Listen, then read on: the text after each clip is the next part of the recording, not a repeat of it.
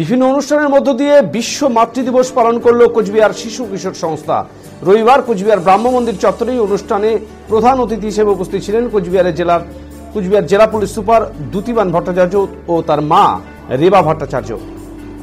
এছাড়া উপস্থিত ছিলেন শিশু কিশোর সংস্থার পরিচালিত ছোটদের থিয়েটার স্কুলের কচিকাঁচা থেকে শুরু করে তাদের অভিভাবকেরা।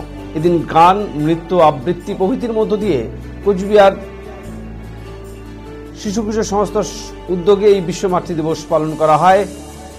এদিন এই বিষয়ে কি জানিয়েছেন সংগঠনের সহ সম্পাদিকা সাগরিকা গুহ, শুনবো আমরা।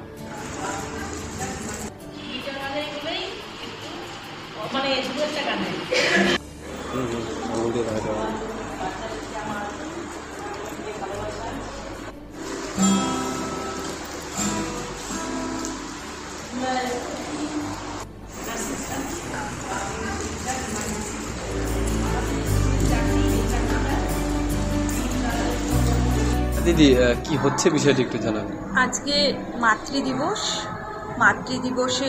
মাতৃদিবস তো সাধারণত আমাদের কাছে মা মানে প্রতিদিনের ব্যাপার।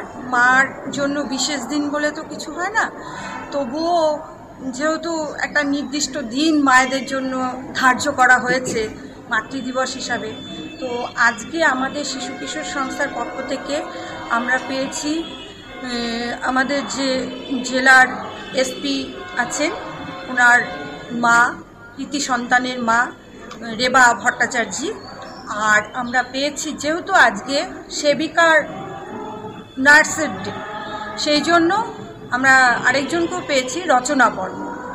হ্যাঁ, এই নিয়ে আমরা ছোটদের থিয়েটার স্কুলে ছোটদের প্রশিক্ষণের কাজগুলোর মাঝে এনাদের পেয়ে আমরা একটু মাতৃদিবস উদযাপন করলাম।